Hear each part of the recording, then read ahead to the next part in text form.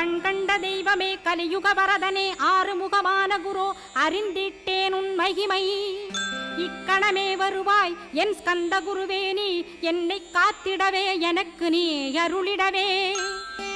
அரைக்கணத்தில் நீயும் ஆடி வருவாயப்பா வந்தனை தடுத்து வலிய ஆட்கொள் வரத குரோ அன்பு தெய்வமே ஆறுமுகமானவனே சுப்பிரமணியனே சோகம் அகற்றிடுவாய்